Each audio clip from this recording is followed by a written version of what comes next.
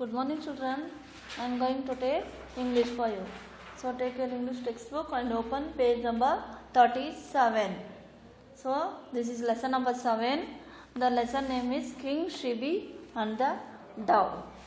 So I am going to read this lesson. Listen carefully. King Shibi is known for his goodness. Do you think gods can test a man's goodness? If so, how would they do it? So this is a lesson about King Shibi and the god. The King Shibi Chakravarti was famous for his truthfulness, justice and keeping his word. The king of righteousness. Dharmaraj himself decided to test the strength of character of Shibi Chakravarti. Once, when the king was in his court, he saw one dove coming towards him with great speed. An eagle was after him, and to escape from the clutches of the chasing eagle, the dove made frantic effort to hide somewhere. Seeing the king, the frightened dove took shelter in his lap. The dove said, "O king, save my life. I have come under your shelter." So, this king Shibi Chakravarti. So, the king name is Shibi Chakravarti, and he is famous for his truth, justice, and keeping his word. And the king was righteous. So, Dharmaraj, the god, decided to test this king for strength of the character of Shibi Chakravarti. So, when the king was in his court one day, he saw a dove coming towards him with a great speed. So, after coming, an eagle also was after him chasing the dove. So, to escape from the eagle clutches, what the dove done means it made a frantic effort to hide somewhere. So, by seeing this king, he was sitting in the court. The frightened dove, what he done? He came to the King Shibi's Chakravarti inside the court, and he took shelter in his lap. Lap means today. So, he said to the king, the dove said to the king, "O king, save my life. I have come under your shelter." The king had vowed to protect anyone who took his shelter. Thus, the weak and deprived could not be exploited by the rich and strong. However, this was a new experience for Shibi Chakravarti. Was he in any way obliged to protect a bird who seeks his refuge?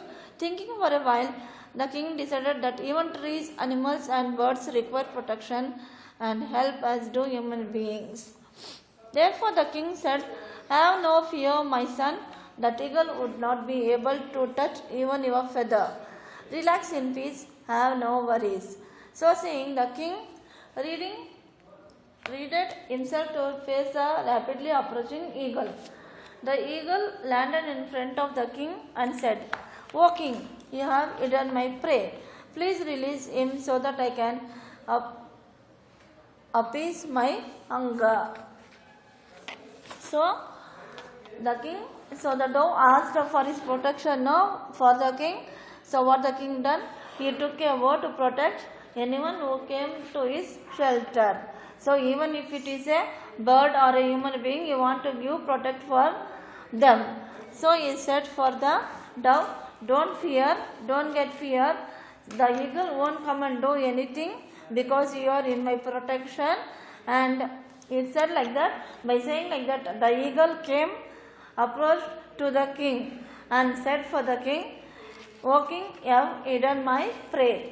So please release that dove so I can kill that and eat and finish my hunger." The righteous king saw the point in eagle's demand. He faced a peculiar dilemma of protecting the dove and at the same time not to deprive the eagle of his rightful prey. He decided to resolve the issue by offering the eagle equal amount of meat from his kitchen. But the eagle insisted on having his prey, the dove, as his food. After some discussion, the eagle agreed to set the dove free on two conditions. So the eagle asked for the king to release the dove So this was also right for the king.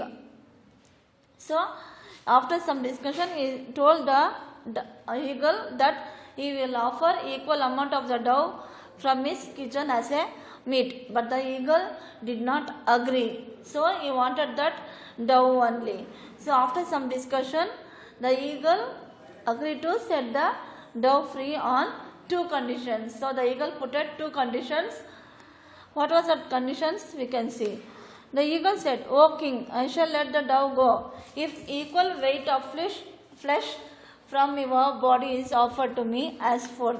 So the eagle's two condition was, so the dove's flesh is there, no? So that equal weight your body must give, you must give from your body. He said like that. Who said? The eagle said for the king that I want the equal weight of the flesh from your body.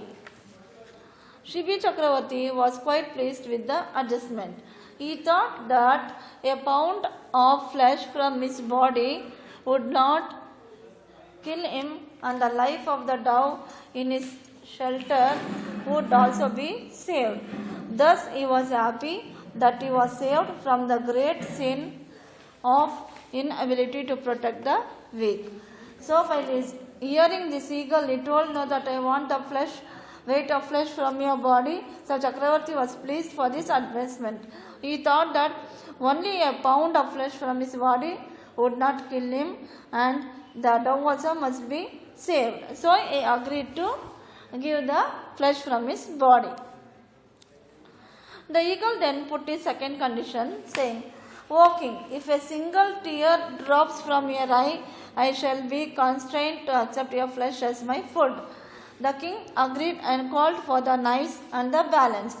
In one pan of the balance, the dove was kept. On the other side, a large chunk of flesh from the right thigh of Shibi Chakravarti. But strange as it might seem, the pan with the dove always weighed more even as the additional flesh was added. Thus almost all of the right half of the king's body was cut.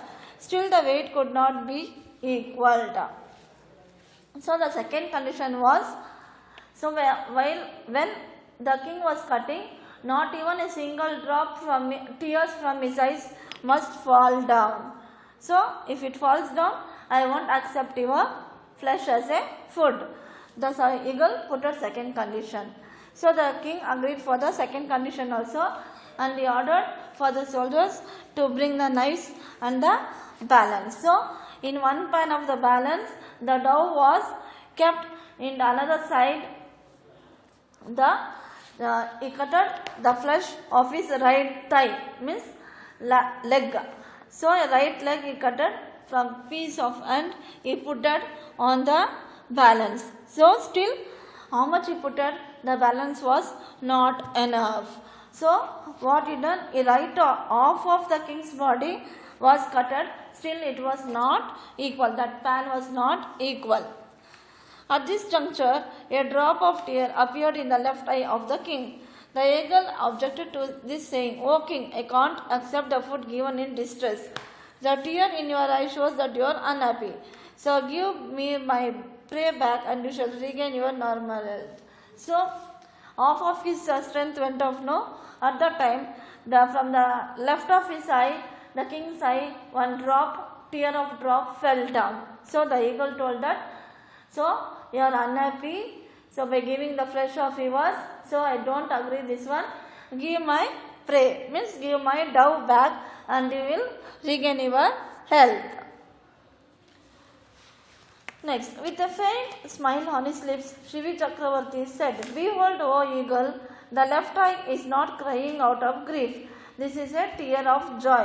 Now my left half of the body will also be used to honor the word I have given to you. Otherwise, if only right had satisfied you, the left half of the body would have been denied this great opportunity of sacrifice. Therefore, my dear friend, the left eye cries out of joy."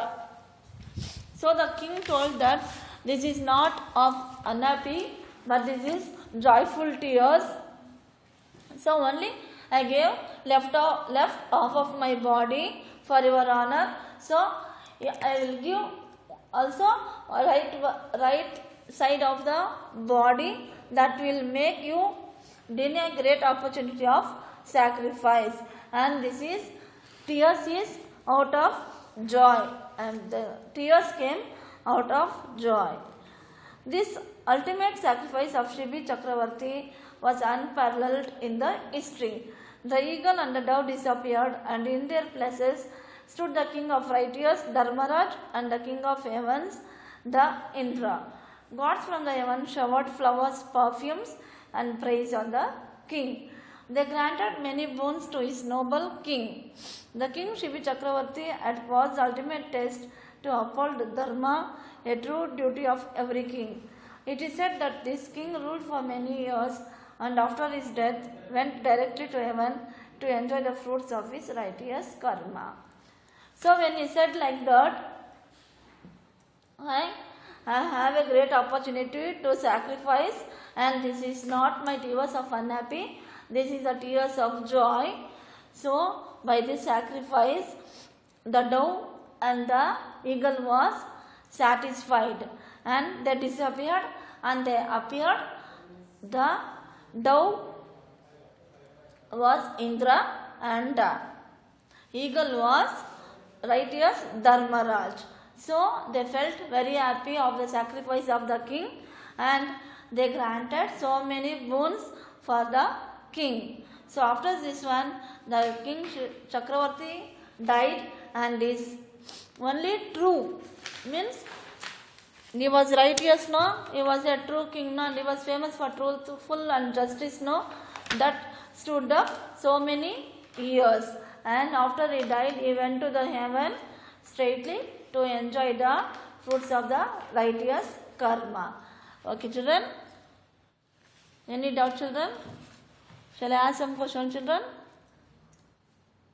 Who did the dove fly to? Why was she approaching with a great speed? So answer is, the dove flew to the king Shibi. She was approaching with great speed because an eagle was after it. What did the dove ask Shibi? What did Shibi promise? What did dove ask? The dove asked to save its life. So Shibi promised to save its life and to protect it. What did the eagle want? So the eagle wanted its prey, that is the dove. What was the king Shibi's request to eagle? So the king requested the eagle not to kill the dove. What did the king Shibi do when did the scales balance? The king cut flesh from his right thigh. The scales balanced when the king offered his entire body. Next, who had come in the form of the dove and the eagle? Why had they come? So, Dharmaraj, the king of righteous, and Indra, the king of heaven, came in form of the dove and eagle. Why did they come in? They had come to test the Shibi's nature of sacrifice and righteous. Okay, children? Next, fill in the blanks. Dash was famous for truthful and justice. So, who was famous? King Shibi was famous. Next, a dash came to the king. So, who came to the king? Dove. So, a dove came to the king. Third one. And dash was chasing the dove. Who was chasing the dove? An eagle was chasing the dove. Fourth one. Dash had vowed to protect the dove. So, who had vowed to protect the dove? The king had vowed to protect the dove. Next, the king offered his eagle, his own. So, what did he offer? He offered his own flesh. Okay, children? Any doubt, children? So, I am giving notes also. So, write the notes in the classwork neatly. Okay, children? Thank you.